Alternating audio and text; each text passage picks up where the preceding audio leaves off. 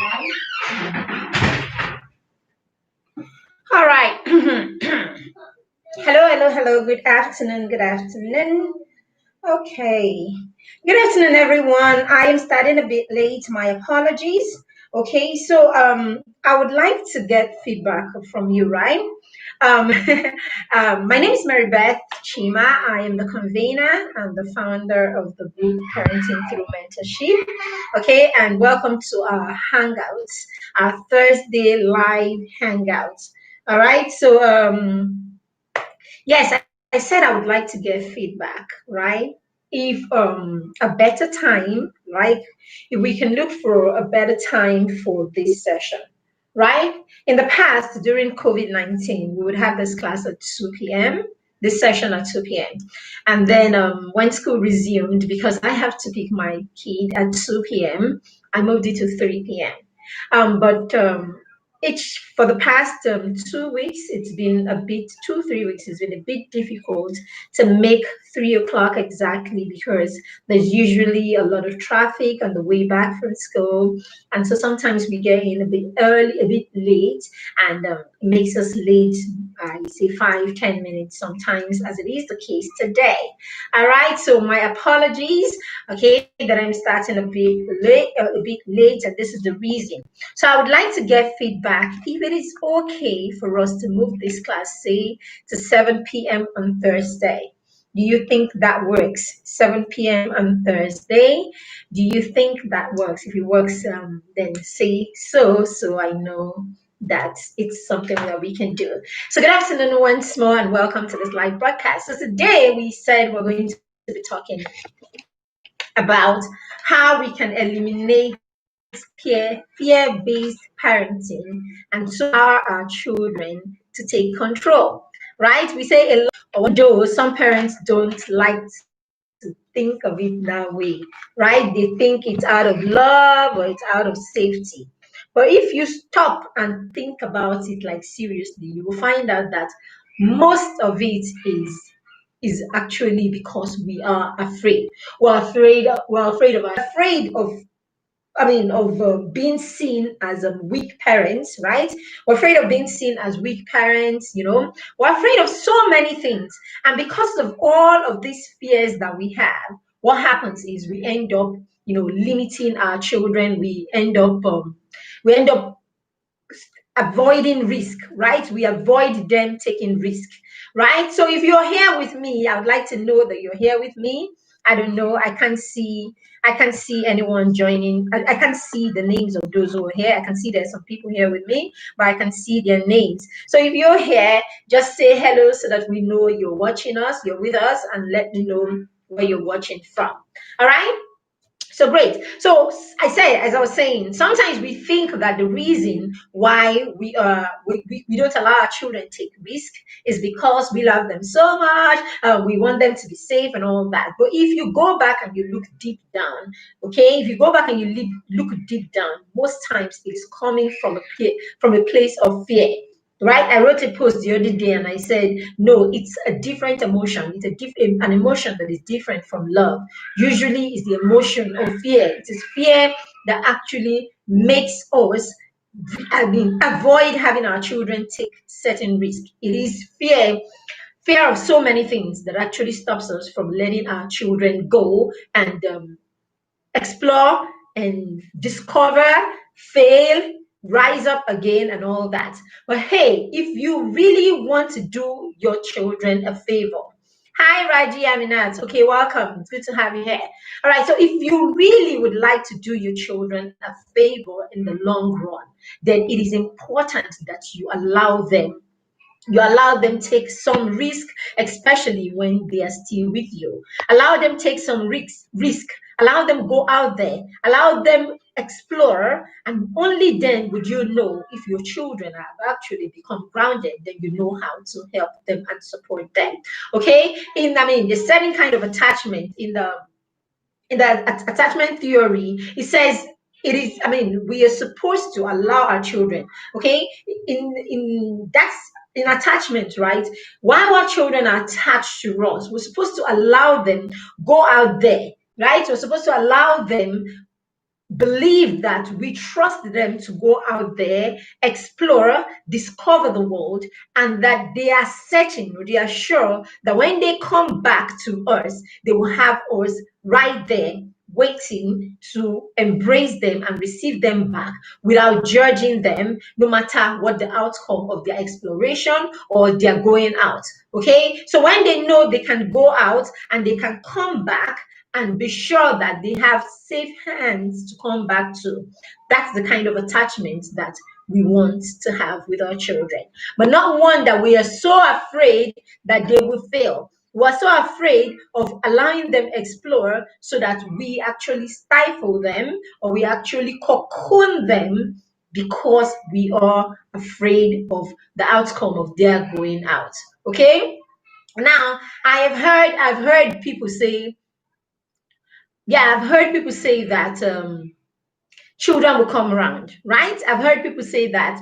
I mean, we will all come around. It doesn't matter whether you leave the children now, whether you teach them, whether you don't teach them. As a matter of fact, there is no adult who cannot lace his shoe right now, right? There is no adult who cannot lace his shoe. There is no adult who cannot try and rustle something, put something together and eat. People say things like that, that eventually they will come around. But this is the issue. Eventually they will come around, but that's because we do not remember, right? That's because we do not take into cognizance that it is in the process. A lot happens in the process. A lot happens when our children are going through life. A lot happens when our children are learning. A lot happens when our children are practicing. A lot happens when we allow them from an early age to start exploring. A lot happens, okay, when they start exploring early. What happens is they gain confidence, they gain resilience, they gain they develop their self-esteem, they develop resilience and all of that. And when they start early, they begin to practice self-reliance, right? They begin to practice self-reliance. So when you allow your children do certain things for themselves, when you allow your children begin to try things on their own, what is happening is you are helping them to eliminate fear. The fear that holds you back from trying, you help them eliminate that fear. That's the first step. Then you help them become resilient. When children try and they fail and they hang in there, they continue to try, or when they try and they're not getting the kind of results or the outcome that they require, they think they should have, and they stay on and continue to try, what they are doing is they are developing resilience, right? Now, you also help them become responsible. When children realize that certain things are their responsibility and they're not looking out for one aunt, one nanny, mommy, daddy to do these things for them, what is happening to that child? That child is becoming responsible, right? Then you allow the child become self-reliant. The child begins to rely on himself. The child does not think that other people need to fix him or other people need to fix things for him. The child from an early age understands that he has the ability, he has the capacity, and the onus is on him to to create the things that he wants, or to work towards the things that he wants. As soon as the child understands this, what happens is the child actually would develop a self, I mean, it's what do you call it? Will develop self-reliance, right? The child can depend on himself. The child can rely on himself. The child can rely on his own ability. And what are you doing to that child? You're helping the child build confidence. Now, a child who starts this from an early years, who starts to rely on himself, who begins to trust himself, a child who understands his responsibility, a child who develops resilience, right? And all of these, a child who has his self-esteem intact from the fact that he has tried, he has won, he has achieved. Okay, of course, when you do things and you achieve, when you do things and you succeed, what happens? It boosts your self-esteem, right? It boosts your self-esteem. The child begins to see himself as an achiever, begins to see himself as someone who can do anything. So that kind of child, when the child begins early When all of this happens in the life of a child, early in the child's life, sorry, excuse me. When all of this happens from an early stage in the child's life, you find that by the time the child is a teenager or the time child becomes a young adult, the child has built a certain level of of confidence. The child has built a certain level of confidence and reliant on his ability. Right? So we find that this kind of children or this kind of people are people who go out there to succeed wherever they find themselves, wherever you drop them, whatever life throws at them. People like this or children like this when they become adults can succeed because hey, they started from an early age to try. They started early to depend on themselves. They started early to depend on their ability. They started early to trust in their ability. They became reliant very early. So while you are arguing that eventually we will all come around, eventually we will all tie our shoelaces, eventually we will all give ourselves a bath, eventually we will make our food, eventually we will do all of these things. Remember that the child who begins to do this early, the child who gets into the system early, builds self-esteem, builds confidence, builds resilience, becomes responsible, becomes reliant on his own on himself, right? And trusts in his own ability. And by the time the child does that from an early age, when the child is older, the child is bold and the child is strong, that the child is resilient, and the child is able to take on huge things that the child who has not practiced all of these over the years is afraid to take care of. And this is what we do to our children, even without knowing it as parents, when we don't allow them begin to try early. You don't allow that child do anything for himself because you got enough money, right? You have enough money to bring in the maids. You have enough money to bring in people to help them do everything. So people are there at their beck and call doing everything for your child. That's okay. I mean, there's nothing wrong with enjoying some, the privilege of, the privilege of affluence, right? There's really nothing wrong with enjoying the privilege of affluence. But while you are doing that, I need you to also think about it. I need you to also take into cognizance the fact that you are stopping your child. You are limiting that child. You are not empowering that child. You're not allowing the child to gain confidence in his ability. And a time will come, whether it doesn't matter how many helps you have, it doesn't matter how many people you have at your beck and call. A time will come in your life that your success is driven by you. At least you are going to be, it is the amount of what's it called now? It is how the push that you have, right? A time will come, whether it's in a business or you're working with someone or whatever it is, even if you own a business, even if your father hands you a business or his business, a time will come that it is your ideas that will drive that business, or a time will come that it is the skill that you have that will drive that business. If that child does not have the skill to drive the business, or does not have the ideas, or doesn't have the brain power to drive the business, what happens is he brings other people to do it and they will steal from him. They will shortchange him. One day he will be looking like this, and the business that you leave for your child will go right. We just blow away right under his look or right under his watch. Why? Because your child has not learned over the years how to take responsibility. The child has not learned over the years how to be resilient, how to be self-assured, right? How to be self-assured. He has not built his confidence. He has not built his reliance on his ability. So what happens is that child will always chicken out, even if the child pretends as the boss to know, even if he pretends as the boss, right, to be in charge, it's a matter of time. The people who work for you will know when you don't know anything. That's the truth about it.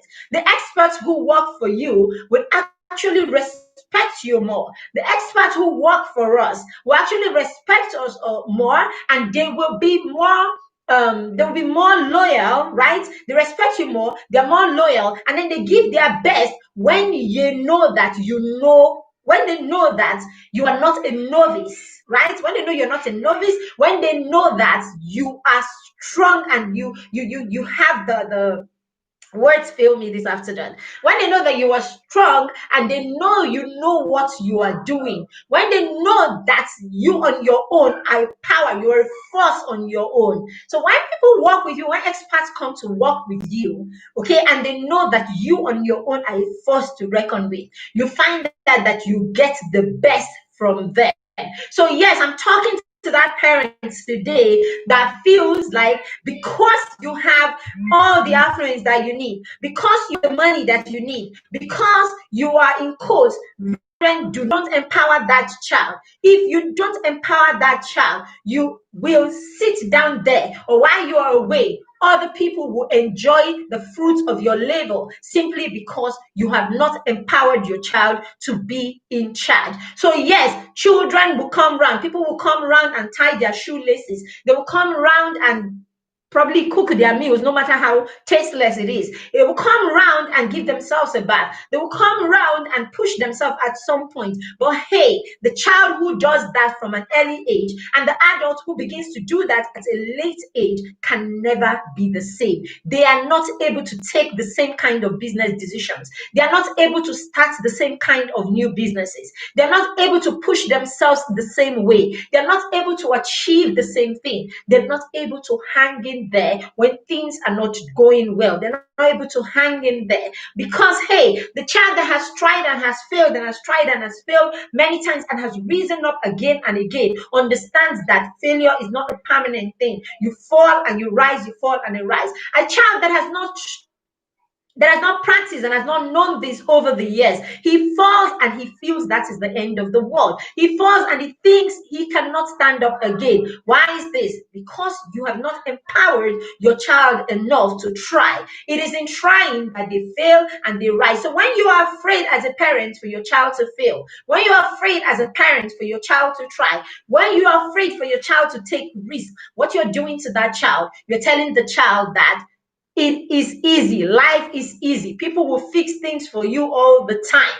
People will fix things for you all the time. We got you. We'll always be here for you, doing and fixing things for you. But hey, parents, this is not a reality. It is not a reality because you can never fix everything for your children forever. Even if you have prepared and you have put down all the money, a time will come that they will need to drive the things in their life on their own. And this is only if we are thinking that money is everything. There is much more, isn't it? Money is huge, right? I know that. Money is huge, but there is so much more that goes with money, right? There's so much more that goes with money, and it is important that we teach our children or we bring our children to the knowledge that there is so much more that goes even with money. So how do you do this? You want to make sure that you are teaching. You are teaching. You are teaching. You cannot stop teaching. Okay? The role, there's so many roles that come with parenting. Okay, but I say over and over again that I think that the number one role of a parent to their children is the role as a teacher, right? As a parent, you are your child's number one teacher. Okay, you're your child's number one teacher as a parent. So you must put yourself together and teach your children all of these things that you know, all of these skills that you carry. Okay, it is amazing how as parents we know so much. We know so much. Yet we don't think that we should teach these things that we know to our children. This is how you empower your child. You empower your child when you give your child knowledge. You empower your child with the knowledge that you have. That is one of the biggest way to empower your child. So stop looking at children as being too young to understand anything. Stop looking at them as being too young to understand a lot of things. Okay? Go ahead. Go ahead. Sorry, 1 second.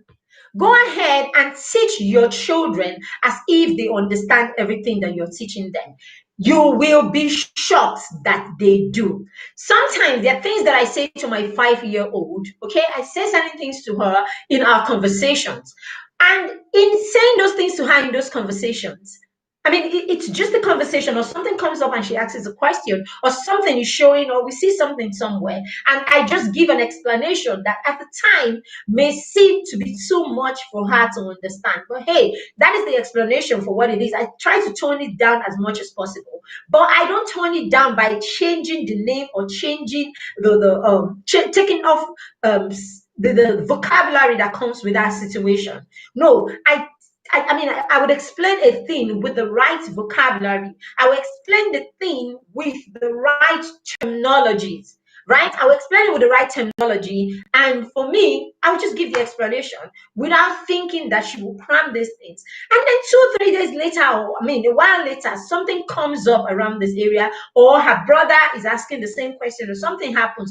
My daughter would give the same explanation, and she would use those terms. Sometimes she would not remember, and she'll be like, "Oh, mommy, what's that word? What's that word?" And then I'll remind her, and she'll be like, "That is it." So yes, give your children information. Give them information about your job, about what you do, about the things around them. Tell them about your family history. Tell them about your heritage. Tell them about your heritage. Tell them about the history of your land. Tell them all these things. It may seem like it is too much for them, but I tell you what, it's not too much for them, provided at the time you're not stuffing them with, with too much. Okay, so when opportunities come, or when teachable moments come around some of these things, go ahead and talk to your children about it. Go ahead and teach them about these things. It is okay. They would remember. It is okay. They will, even if they don't talk about it today, they will have this experience, or they will have this knowledge somewhere in their reservoir of knowledge. And a day will come that this knowledge will become important, or this knowledge will become necessary, or will become needed. Or a day will come that your children have to talk about these things, and you'll be amazed at how much they already know, just because of the tiny or small conversations that you have with them here and there. Okay, so now what we'll be looking at is, at what point do you know? Because that's a question parents will ask. At what point do you, what point do you get to that you can now say to yourself, okay, it is time to step back and allow my children do things for themselves? Truth about this question is, you would know. I can't begin to say to you, when your child is 2 or your child is 3, begin to allow him do this or do that. You would know when something is not so much for your child. You would know. You would know, for instance, when it is okay to allow your child start having a bath. Okay? And another thing I want to say to you, it may not even be a time that is right. You may not get to that point where you say, oh, it is the right time. What you want to do is, you want to introduce, right? You want to start introducing the things that you want your children to learn to do for themselves. You want to start introducing it very early, even at the point that you don't think they are ready for it. Now you want to start introducing it and allowing them practice it with you. So let's take, for instance, your 2-year-old. You go into the bathroom to give your, say, 3-year-old, right? Your 2, 3-year-old, exactly. You're going to the bathroom to give your child who is 2 or 3-year-old a bath. Okay, so what you want to do is, you want the child to try. So you want to hand them the soap, or you want to hand them the sponge, and you say to them, oh, mommy's watching you, go ahead and give yourself a bath. They're excited to try at that time. It's fun, right? So the child uses takes the sponge, takes the soap, whatever it is that you use, and the child would actually try to do it on their own. So what you're doing is, you are helping the child practice. You're helping the child gain stamina. So the child will do that and won't do it well. But what is important is, the child is trying. And that's what we want. We want children to try. And the child keeps trying. So for every time you want to give the child a bath, when you're not in such a hurry, you want to let the child try first. When the child finishes trying, then you can say, you can make big of it. Wow, amazing. That was so good. Okay, then, okay, let mommy just finish up everything for you, and then you can go on and do the needful. But what you're doing is, you're allowing the child try. As the child keeps trying, the child will keep getting better. A time will come and you will realize the child is ready. So at that point, you just want to step back and watch the child Okay, so the time comes and you will step back and you're just right there watching the child do it while you are monitoring the child. Gradually, you will move from this phase to the phase where you can step out of the bathroom and let the child know that I trust you. Okay, you want to get to the point where you can let your child know that I trust you. When we know that people trust us, then we want to do the right thing. When we know that people trust us, then we don't want to disappoint them. So you want to get to the point where you are saying to your child, I mean, with that secure attachment, okay, that's what secure attachment is about. Saying, I trust you to go out and explore on your own. I trust you to go out and do things for yourself.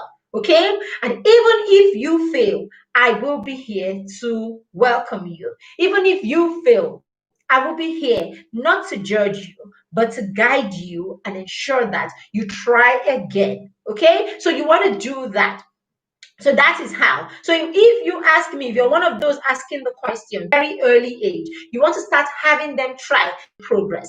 As the child makes progress, you will see the child beginning to get better. And the child doesn't have to be, the child doesn't have to be excellent at what the child is doing. A time comes and you step away, okay, just to let the child know that I trust you to do this. I believe in you. Children need to know that we believe in them. So when you are there doing things for your children till they get old, what you are saying to that child, is, I do not trust you to do anything well on your own. I do not trust you to do this well on your own. And guess what? Children will go to school. Your children have friends. They have friends, they go to school, and they see their friends, and they will have conversations, right, around the things that their friends can do for themselves, or about the things that the friends do for themselves. And your children will know that their friends are doing these things for themselves, while in their home they cannot do it for themselves. So yes, your children may not come back home and say to you, oh, mommy, because they don't have the right vocabulary, or because they've not been built to that emotional state where they can actually process this thing and say it to you. But whether they are saying these things to you or they're not saying this to you, these are the things that are, these are the things that are going on in their minds, or these are the things that this is the idea that is being deposited in your child's mind, right? And this eventually, right? This eventually will play out in the child's life, because the child will think and the child will know that you are not allowing him to do these things because you don't trust him. So the child whose parents trust him to do these things, and you who do not trust your child to do the same thing, do you think these two children will be the same? These two children cannot be the same. These two kids cannot be the same. The child who is being trusted to do these things, the child who is being trusted, right? Whose parents are saying to him, I trust you, I trust you. And you, who is saying to your child, I do not believe in you, I do not trust you to do anything well for yourself. How you how you affect their confidence, right? How you affect their self-esteem and confidence are going to be different. The child whose parents are trusting him is going to be a more confident person, will have a better self-esteem than your child who does not trust in his own ability, because hey, even the parents, even you who is the parent, doesn't even trust him. Okay, so that's what we're talking. So you need to get your children into trying. You need to get your children into trying.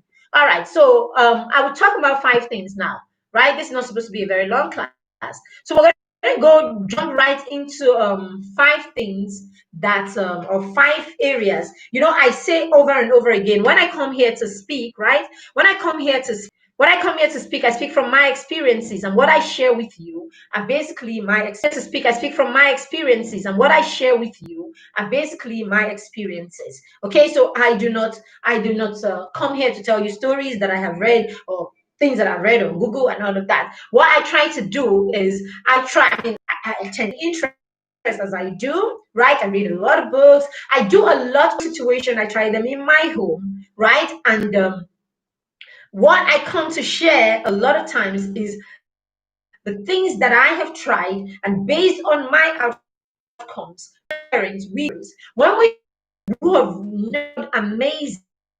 I mean, I spend my time looking for the story and look at, I mean, the Michelle Obamas, right? I look at stories like Bill Gates, Jobs, and all of these people. I like to when I study these people, when I research these people, I don't do as much research on them as I do on their parents. It is usually their parents and the parenting styles that their parents apply that I am more interested in, right? So I gather this knowledge and I take from what some of their parents do or some of what their parents did, and I try to apply these things in my situation. Okay, and I see how it actually can help or how it actually plays out in my unique situation. So a lot of my experience or a lot of what I share here are actually my experience using things that other people have done, right? What the experts say, what other people who are successful have done, right? And then I come out here to share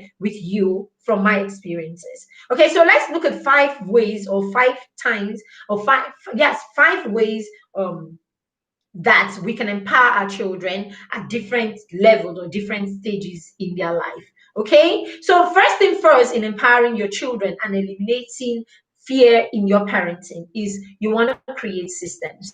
You want to create systems. You want to create a system that works in your home. I have been talking a lot about systems, right, in the last couple of weeks. That's because creating system or having a system that works in your home cannot be overemphasized. How successful we run our homes, right? The habits that we create in our children or the habits that we drive in our children is based on the system that we create at home, and it's based on the strategies that we have in place to step this system or step this knowledge or system or use these tools that we have so that it can actually be imbibed in our children.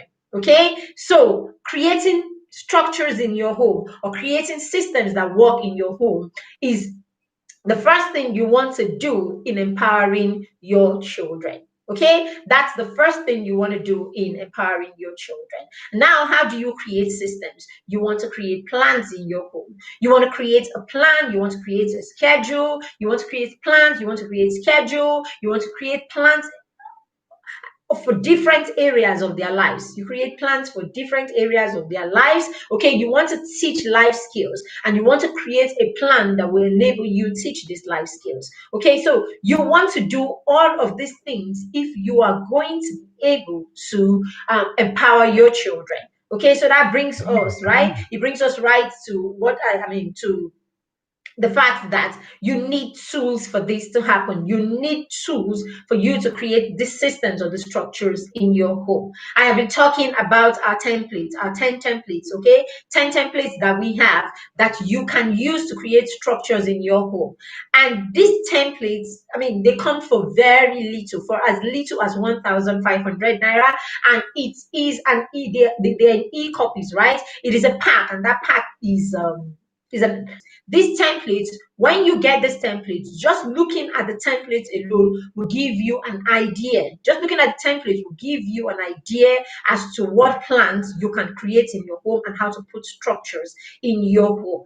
Now, more than the templates, we have created, more than the templates, we have created a planner. We've created a parenting planner. We call it a 360, okay, 360-degree parenting planner. Now, this planner is a tool that you can use to plan every aspect of your children's life, right?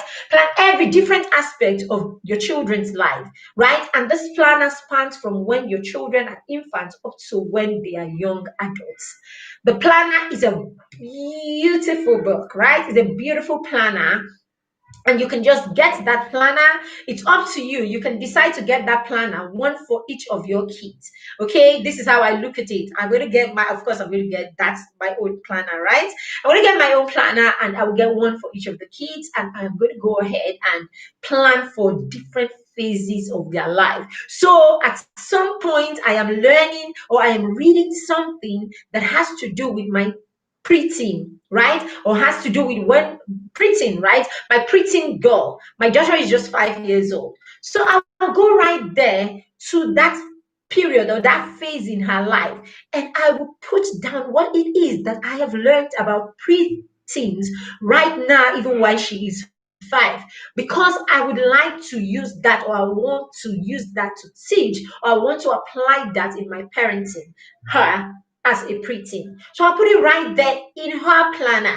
So by the time we get to that phase, I already have tools, your attainment and achievement and all of that. So when we get to that phase, whatever it is that I do with her, I will put the notes right there in the planner, such that when my daughter is 25, okay, whatever age she is, and she decides to start a family, right?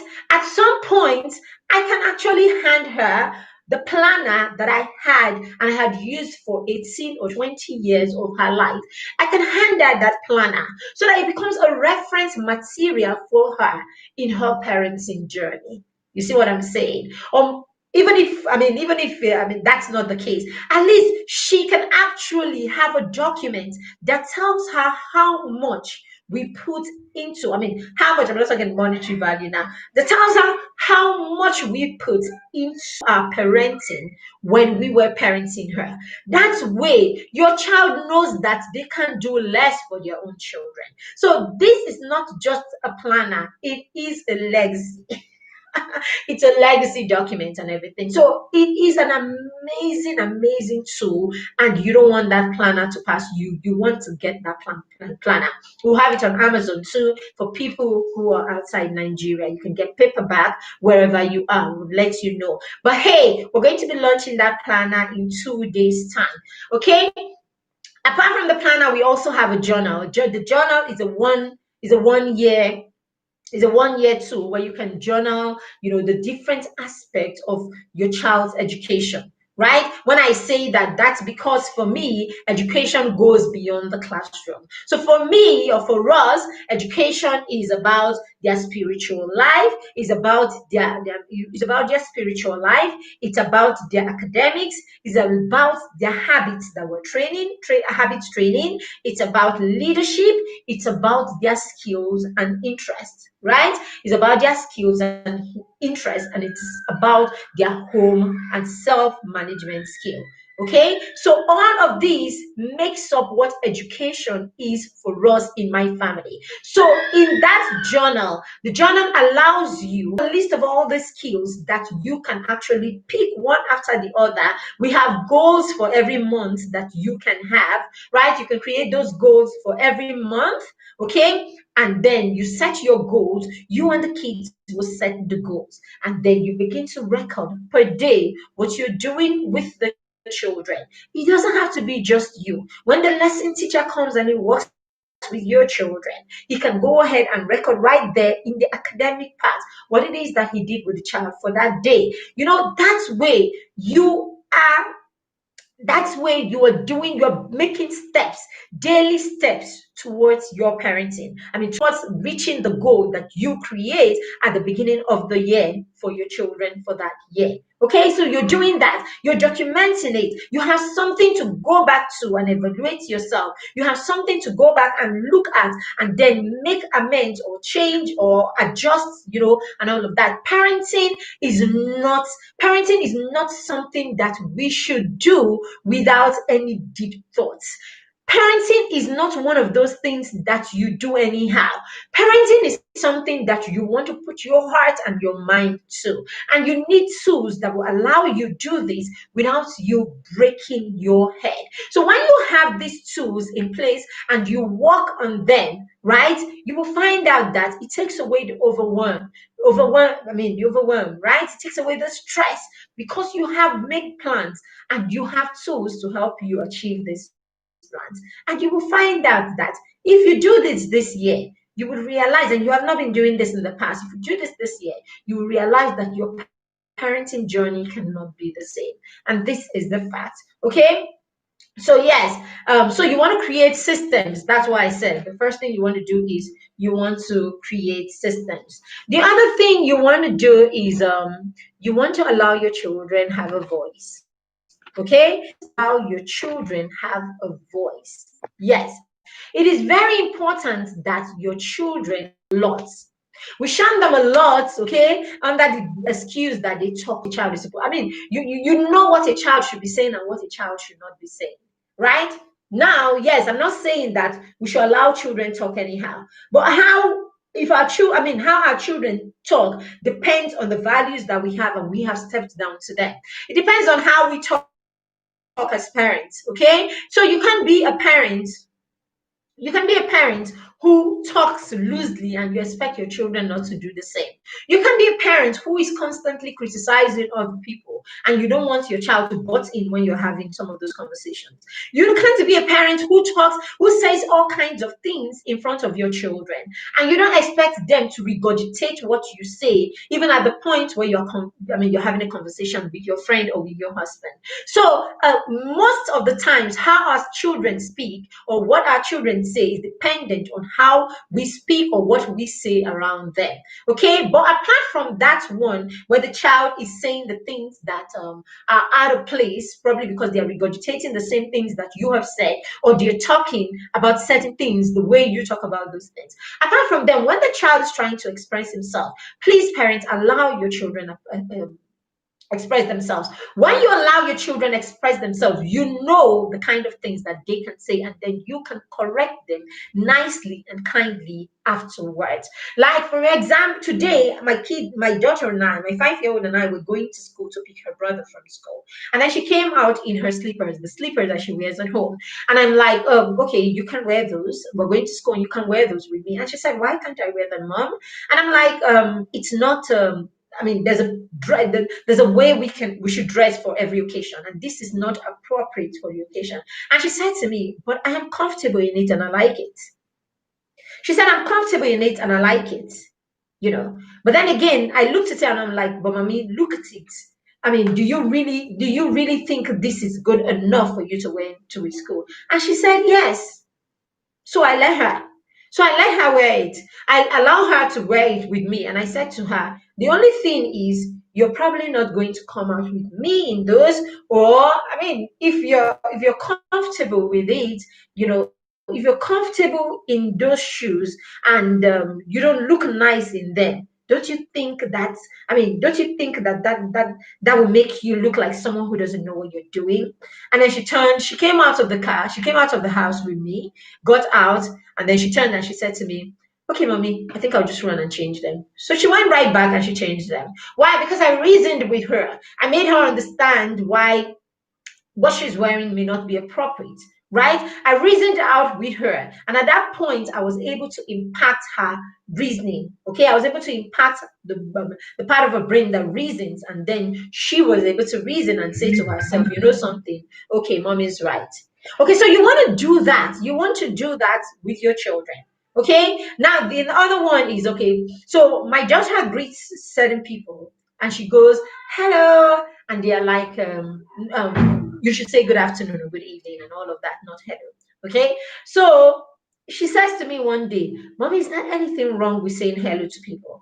Truth is, there's really nothing wrong with, there's really nothing wrong with saying hello. That's the truth about it. But hey, because of the part of the world where we're from, we attach some level of respect to certain things. We worry about the little things too much, right? Okay. So I said to her, there is nothing really wrong with saying hello to anybody. That's the truth about it. There's really nothing wrong with saying hello to anybody. But hey, where we're from, okay, where we're from, adults think it is a bit too casual, okay? And some adults even think it's disrespectful when children say hello to them. So, hey, you want to just go ahead and say hello to them. You want to go ahead and say good morning, good afternoon, or good evening because you're not sure what this adult will think or what this adult perceives. So, go ahead and say good afternoon to adults. But you can say hello to mommy. Mommy doesn't have a problem with it. So, my daughter would actually go out these days and she sees people and she goes, "Good morning, good afternoon, good afternoon, sir." That's what she says. Good afternoon, sir. Good afternoon, ma. She would say that, okay? But she comes home and she say to me when I come back, "Hello, mommy. What have I done? I have empowered the child. I have not just said to her, I mean, this is wrong and this is right, because the time will come and she will realize there's really nothing wrong with saying hello. She will get to a point in her life and she will actually say hello to people, isn't it? Okay, at that point, she will not start thinking, okay, all that thing she was saying to me, that hello was wrong. Was it really? This is wrong. And let them know that they have choices, and these are the reasons. Okay, these are the likely reasons why you may want to consider this or you want to consider that. Okay, so you want to do that. Then the third thing, I'm going to give you five so that then we can run. So the third one you want to do is you want to empower your children so much so that you allow them take charge of their learning. You want the learning of your children to be driven by them. You want to create lifelong learners in your children. And you want your children to recognize the need you want to make them know that learning is an advantage that they have, and that it is not for you, it is for them. So you want to try as early as possible to teach your children to learn independently. So what do I do? What I do is right from when my children, as soon as my children go to school, okay, as soon as my children go to school, remember, before my children go to school, we do a lot of stimulating at home. We do a lot of learning at home. That's the truth. We do a lot of learning at home before I even take my children out to go to school. I create experiences for them. We create a lot of experiences for them at home, such that when they get to school, nothing is strange. Whatever it is that the teacher is teaching them will just be building on the experiences that they already have. So we do a lot of stimulation, and you want to do that. You want to stimulate your child, rich language, rich experiences, teach them about things, allow them see only things that are empowering and educative, right? You want to at the very early lot of the experiences that they have. You don't want them taking in a lot of garbage. Okay, so as much as possible, you want to censor what experiences or the experiences of your children's learning, okay, when they're young. So you want to empower them by giving them the right experiences, a highly stimulating environment you want to create in your home. Now when you do this, right, when you do this, what you're doing is you're trying to create a lifelong learner in your child, right? And then they go to school. For my daughter went to school shortly before she turned 3. Okay, so she went to school shortly before she turned 3. And then by the time she comes home with her homework, we sit down there, we talk about it, and we do the homework together. And then she tries number one. Let's say she comes home with 5 problems. She tries number one. What I do is I step away and I go away and tell her, oh, mommy's coming. Need to use the bathroom, but you need to keep working, keep working, keep working.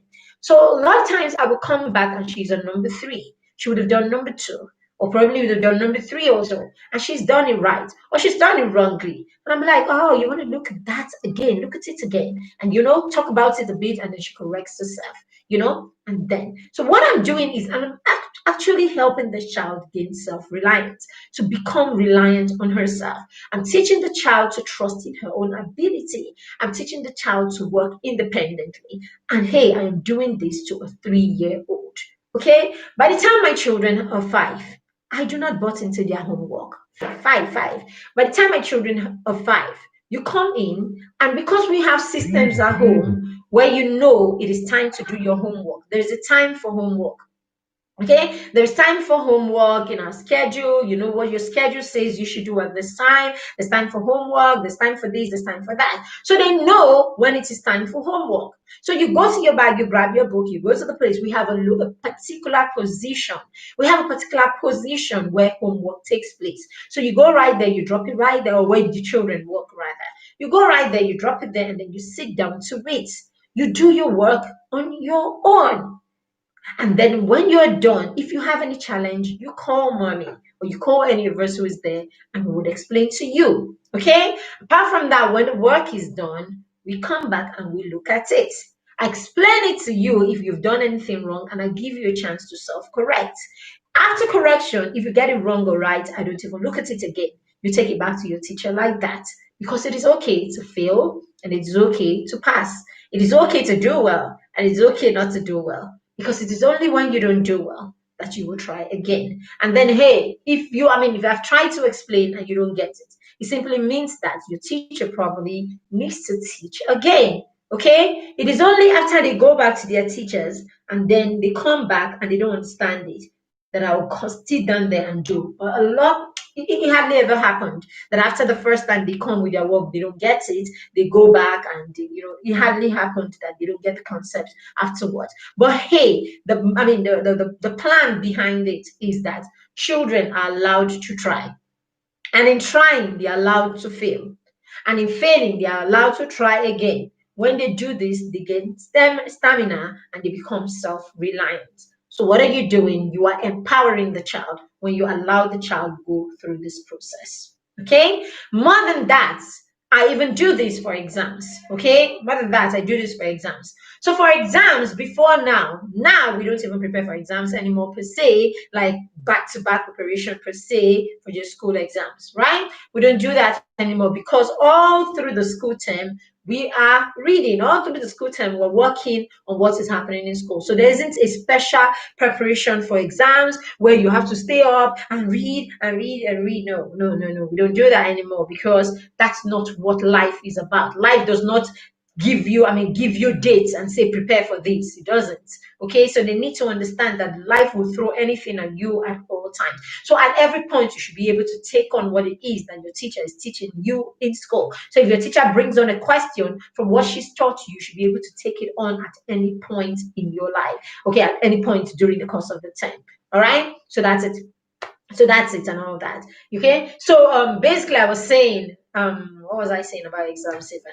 I said we don't yeah, so for exams what we do is, because that's the case, so during exams we reach, I got to a point with my son and I don't sit down to for you to study for it. I don't sit down with you to study for exam, or I don't sit down to put pressure on you, exam. I let him go show himself, like go play out what it is that you know.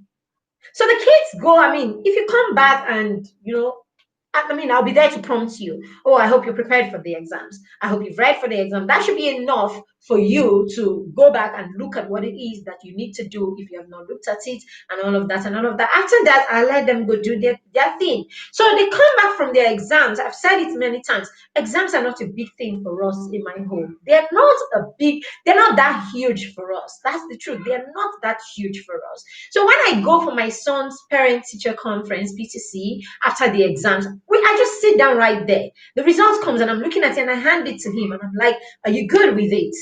Is that you? Is that a reflection of you?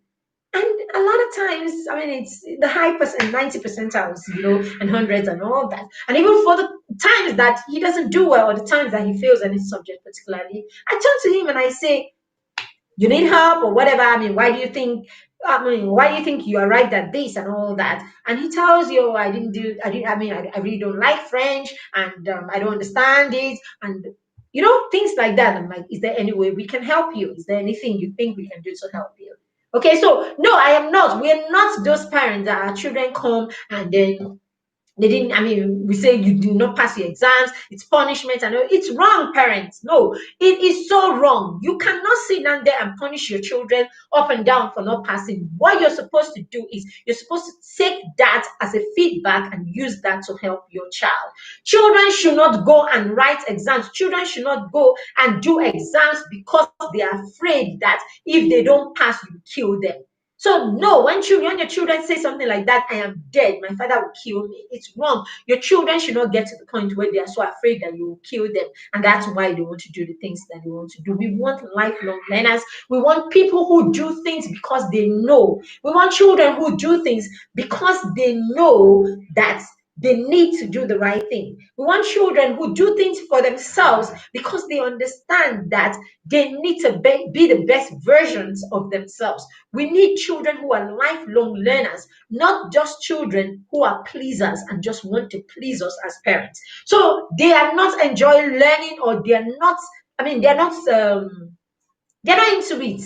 But what they just do, they just try hard and they just try just so that they can please you. So the moment you are not there and nobody is expecting anything serious from them, they just go ahead and do anything they like, basically. Okay? So you want to You want to do that. The other thing is you want your children, you want to allow your children expression. You want to allow them expression of their talents and interests. You want your children to concentrate on the things that they love. So, as a parent, it is your duty to pay attention, okay? Pay attention and see what it is that your child is interested in, or what it is that comes up over and over again in their life. At some point, the children are too young to even recognize that I am good at this thing or I'm good at that thing. They're too young sometimes to know these things. So it is your responsibility as a parent, right? It's a responsibility as a parent to pay attention so that you can see what it is that they are good at, what it is that they have special talents, for or in, and you make arrangements, right, to help them on those skills. Very, very important. This is how you would empower your children. This is how you will empower your children. Okay, and then the last one is you get your children grounded in doing chores and taking care of themselves in your home. You want to make sure that while your children are with you, they learn all they need to learn to self-care, to care for themselves and to care for their home.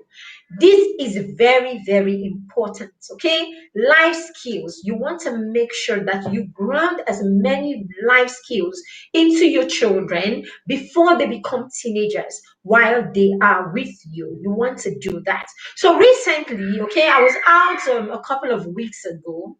Two weeks ago, I was out about 2 weeks ago with some friends and some amazing an amazing group of women, right? Now we had a lot of conversations around parenting. It's a group of intentional parents, basically, right? So we had a lot of conversations around children. Children, that's what brings us together, right? So we had a lot of conversations about children and what we can help our children do and all of that. Before now, my son was not involved in packing his meal in the meals that he takes to school or anything like that. He wasn't involved. All he needs to do is wake up in the morning, make his bed, sweep his room, okay, make his bed, sweep his room, and goes right into the bathroom, come back, eat, do his, prayer, devotion, affirmation, and all that, and we're off for school. So that's in our conversation while we're bouncing, ideas and talking and all of that. Okay, this came up, and I said to myself, okay, I could try this. We could try this. I could try this with him. After all, he's almost 11, and who knows? He might be on his way to a boarding school soon, or whatever it is, or it could be at home, whatever it is. At this point, there's nothing wrong with learning how to do, or there's nothing wrong with doing stuff, doing even that part. Okay, preparing for school on your own for yourself, right? Basically. So I came in, and because we already have schedules on ground, because he's already used to routines, because we have a structure in our home already, it was very easy for me to say to him, hey buddy, we're going to add something else to our morning routine. You would have to be in charge of your food you take to school. Okay? So, and he's like, okay, mommy. And then we decided to try. So the rule is 80%, at least 70 to 80% of what you need for the morning should be in place before you go to bed. So we've done this for 2 weeks. Okay, we did it for the whole of last week. I would wake with him. I would be there with him. Okay, his alarm will ring. He gets up, boots a little, gets up, comes into the kitchen, and most times it's probably just doing stir frying something. There's rice already boiled, and he's just going to stir fry and mix it up. Okay, and then he's going to probably be making a sandwich for himself, packing fruits and all of that. Okay, so the previous day, what we'll do is we have the rice already boiled, cooked, and all that. All the vegetables that will go in there already cut and put in the fridge. Right? So he'll be a part of that. We do all of that, we cut and all that is in place. So the next morning he comes, all he needs to do is put the oil and all of that and stir fry. Mind you, I can also do this because we have already started cooking. I can do this because we've already gone through. I mean, this year, 2020, part of our goal for this year was to make my son reliant, self-reliant in the kitchen. Okay? In the course of that, in the month of I can't remember what month was that, during the lockdown, right? During the lockdown, I mean, he almost burnt my kitchen. He almost burned my kitchen during the lockdown. But we learned from that. We learned from that. He recognized his mistake, why he shouldn't leave the kitchen while he's cooking. My niece was there, like why she didn't check on him or wasn't around. I wouldn't go too far because at the point he was still, I won't go too far when he's in the kitchen. Anyway, we learned our lessons, and that's what life is about: making mistakes, making messes, fixing your mess, and learning from the mistakes. But basically, we had done all of that, learning how to cook this period. Okay, learning how to cook the whole of this year. So, hey, I could say to him, you begin to make your breakfast in the morning because I had already taught him. So, very important, we need to teach our children. So, we did that the whole of the first week, and then he would do that. He would stir fry and all that. Then he would pack his food, pack his snack, pack his fruits, backpack, and then he jumps into the bathroom and have his bath. So we did that, and it wasn't so bad. It wasn't so shabby the first week. But hey, this is the second week, and he's been pulling it off on his own. He's been pulling it off on his own. So let's stop limiting our children. There's so much these children can do if we teach them. And hey, for some people, you would want to think it's too much. Really, what is too much? No, what is too much in a 10-year-old, I mean, or a child who's almost 11, getting up in the morning, making your bed, taking the broom and sweeping your room out, packing it, trash it, walk into the kitchen, wash your hands, okay, warm some food for yourself, or do a bit of stir fry to something that you have boiled or cooked the previous day, and then fry some nuggets for yourself or make a sandwich for yourself. Pack fruit, pack fruit, pack water, and zip your bag and go on and have it. But what is too much in that? There is nothing too much there. What we're doing, you are teaching your child to care for himself, to be self-reliant. You're teaching that child to build stamina. And as your child does that from day one, I have watched him become more and more confident from the first day that he started to do this till today, I mean the second week. He has become more and more confident such that we don't have to say to him, do this, do that, do this, do that. He's beginning to do more of these things on his own, and he's getting better at it. Okay, so these are some ways that you can, I mean, these are some ways that you can actually help your child become self-reliant.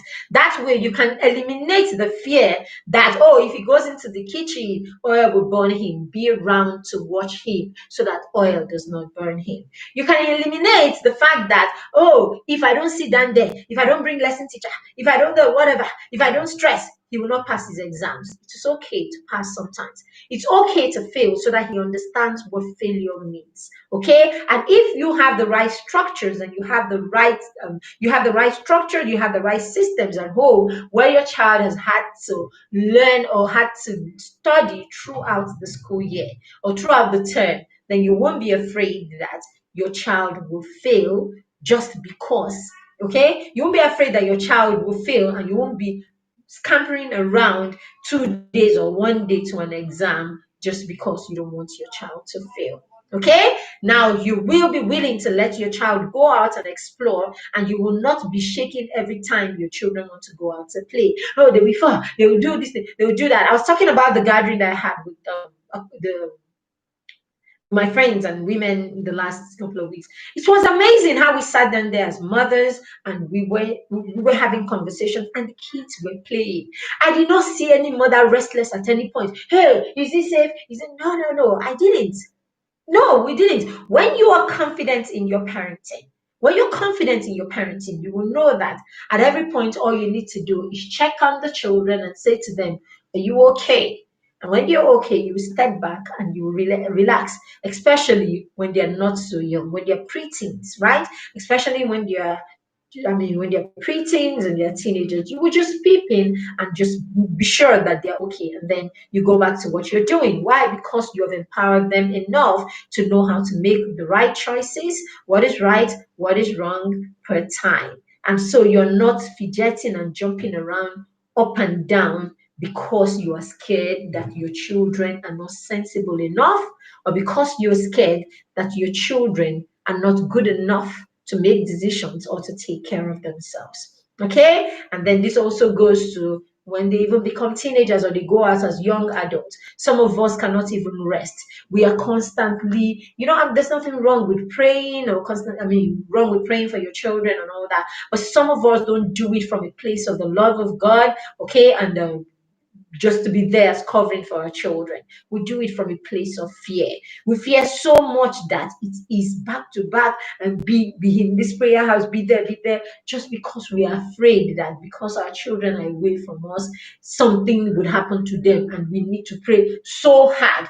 We feel that the amount of prayer we pray, right? We feel like the amount of prayer we pray is what will secure them and make sure that they don't do wrong or they don't fall into trouble. Okay? You want to do the right thing and then pray for your children, okay, with confidence in your heart, because you love God and because you know that you need to pray for your children, not because you are afraid of what your children could do or what could befall your children through the choices that they make. All right, people. So that is it for this session. I hope you got value. I can't see any questions. If you have any questions, please. Okay, watching. Hello, Raji. Okay, no other person is saying anything. We're just watching. All right, then. If you have any questions or any contribution, please put them there, and I'll do well to respond to them. All right. So that is it for this week. Let us know if you got value from this session. Okay. Thank you very much. And yeah, uh, our templates are still available for 1,500. With the template, you can print it out, create your plans on them, and put it out where everyone can see in the home, and you use it as a reference material. The template is 1,500 naira. Okay, we also have our anticipated journal and planner. Please watch this space. We will be launching that in 2 days' time. You do not want to miss that. Okay, and you want to make plans to get those. Awesome, amazing. So, all right. So, thank you everyone who made time to be here today. Have a lovely evening. My name is Mary Beth Chima, and I am the convener and the founder of the Parenting Through Mentorship group on Facebook and Parenting Through Mentorship Academy. Have a lovely afternoon. Bye.